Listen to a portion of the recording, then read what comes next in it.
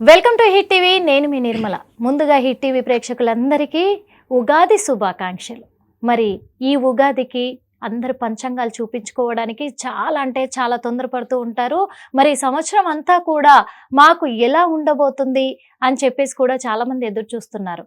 మరి ఈ విశ్వవసునామ సంవత్సరంలో అందరికీ ఎలా ఉండబోతుంది, రాశుల పరంగా కావచ్చు, పంచాంగం పరంగా కావచ్చు, వాళ్ళ గ్రహస్థితులు కూడా ఎలా ఉండబోతున్నాయని మనకు క్లియర్గా ఎక్స్ప్లెయిన్ చేయడానికి ఈ రోజు మన హిట్ టీవీ స్టూడియోలో ఉన్నారు ఐకాన్ ఆస్ట్రాలజర్ గట్టుపల్లి సురేష్ బాబు గారు. మరి అందరి రాశుల గురించి, వాళ్ళ జాతకాల గురించి, ఎలా ఉండబోతున్నారు అనే దాని గురించి అడిగి తెలుసుకునే ప్రయత్నం చేద్దాం. నమస్తే గురుగారు. జై శ్రీమన్నారాయణ. గురుగారు, మరి ఉగాది 2025వ సంవత్సరం విశ్వవసునామ సంవత్సరం రాబోతుంది మరి కొద్ది రోజుల్లో.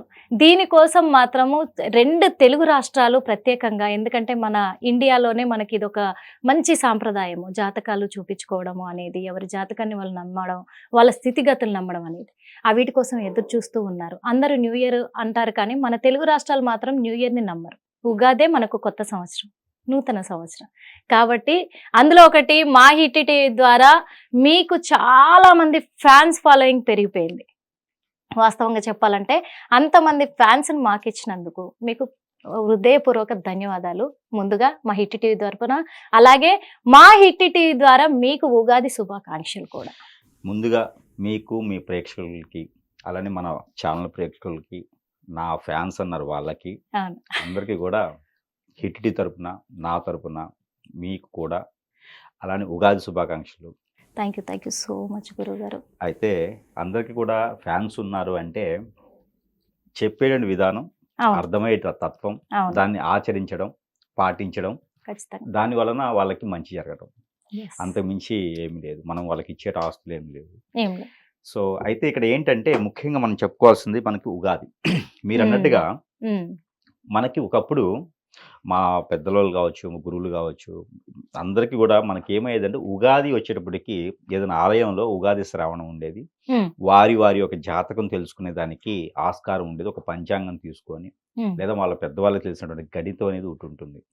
ఆ గణిత శాస్త్ర ప్రకారంగా చెప్పేటువంటి విధానం ఉంటుంది. ఆ సంవత్సరం మొత్తం ఎలా ఉంటుంది, మనం ఏం చేయాలి, పరిహారాలు ఏంటి, మనం ఏదైనా చేయాలంటే దానికి తగ్గటువంటి ఏముంటుంది అనేది ఒకటి ఉంటుంది. అది ఉగాది రోజే చెప్పుకునేటువంటి ఆచారం మనకున్నది.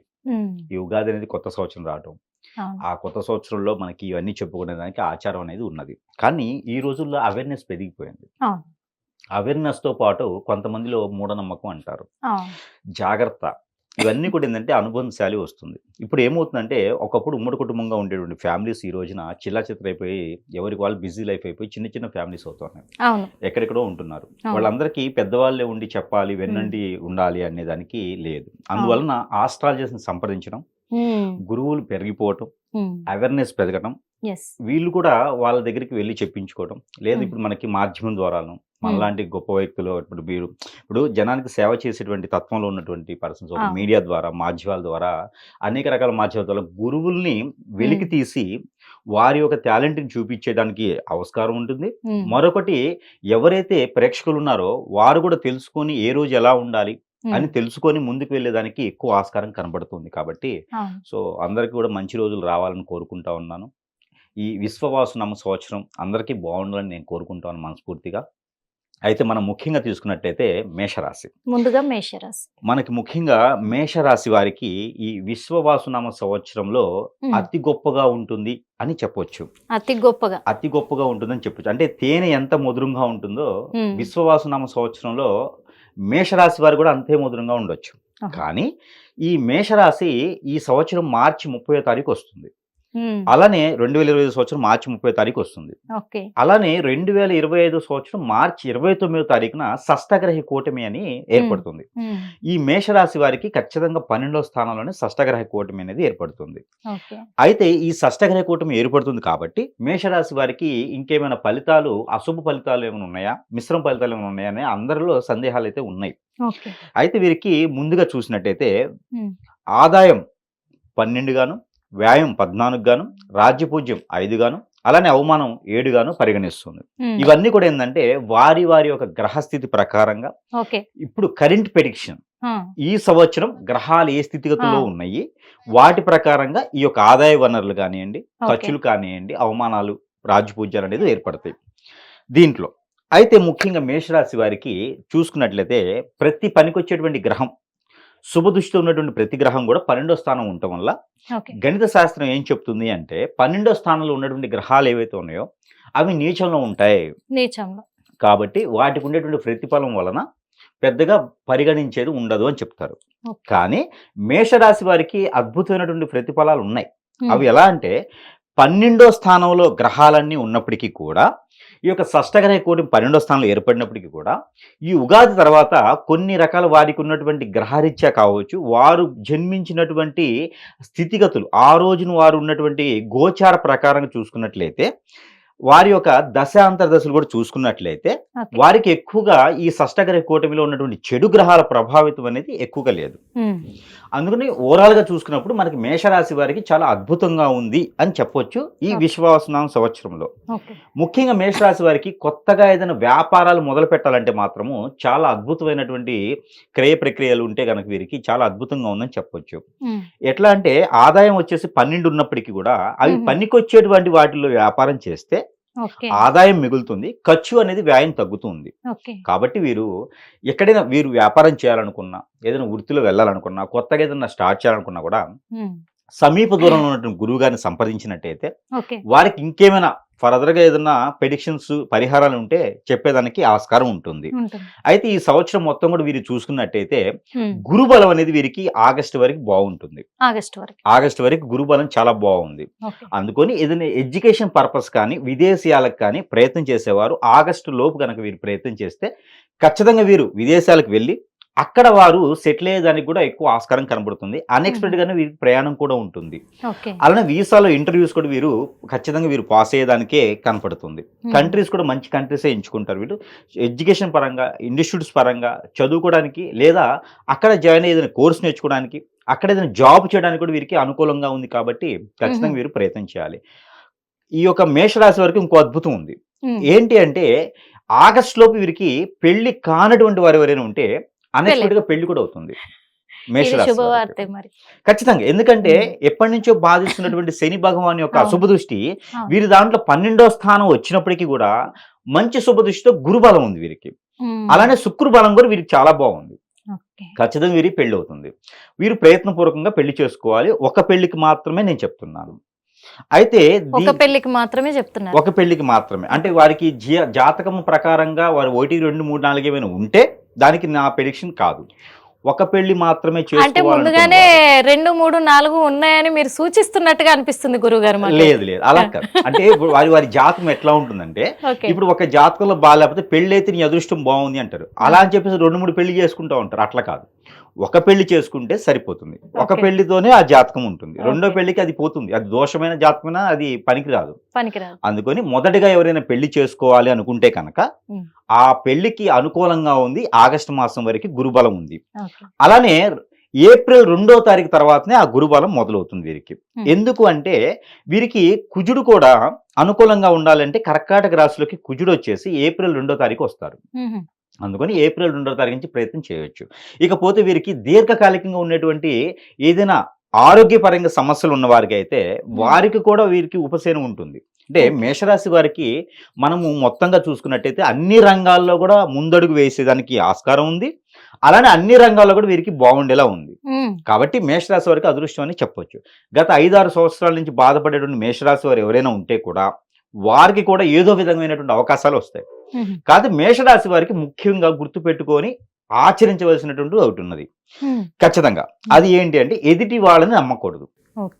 తనని తన నీడని కూడా తను నమ్మేటువంటి పరిస్థితి ఉండకూడదు. అప్పుడే వీరు అనుకున్న స్థానానికి వెళ్ళగలుగుతారు. వీళ్ళ గోల్స్ ఏవైతే ఉన్నాయో ఓన్గా క్రియేట్ చేసుకొని ఓన్గానే అడుగులు వేస్తే ఖచ్చితంగా వాళ్ళు ఉన్నత శిఖరాలకి చేరుకునేలా కనిపిస్తుంది.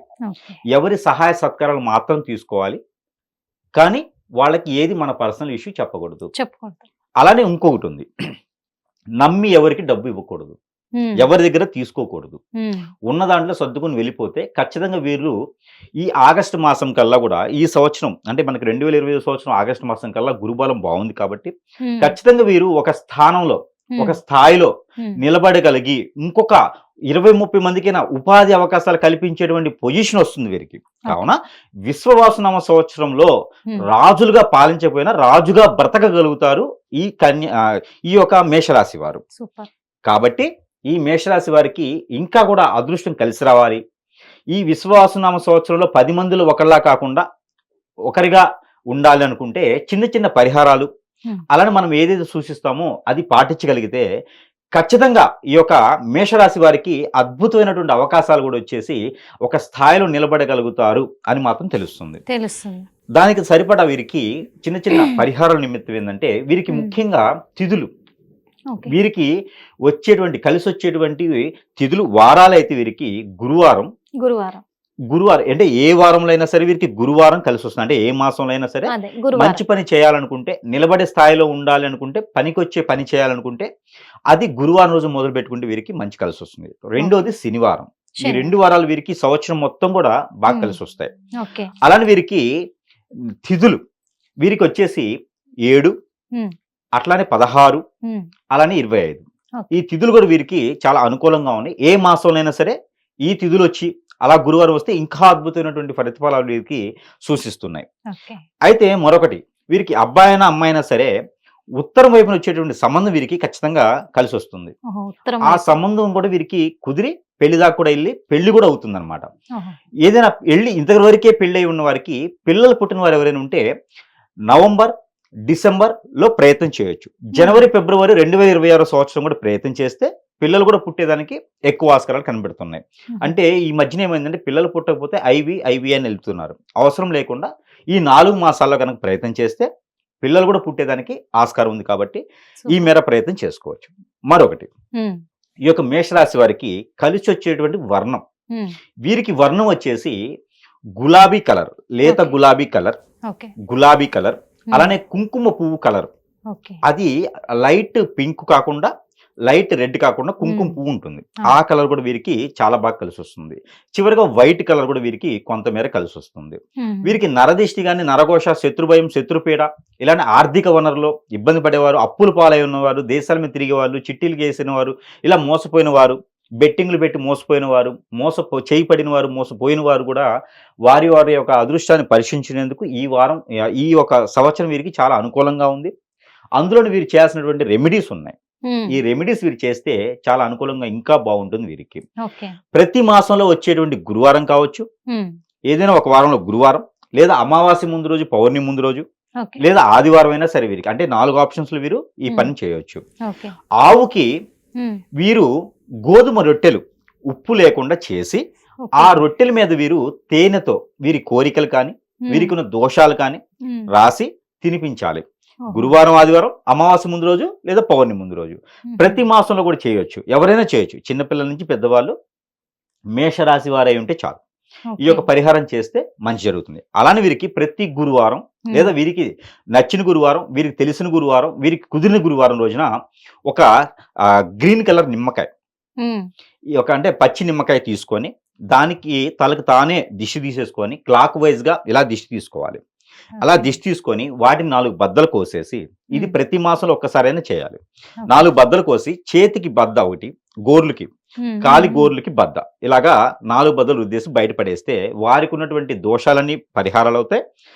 చిన్న చిన్న పరిహారాలతో అదృష్టవంతులు కూడా అవ్వచ్చు.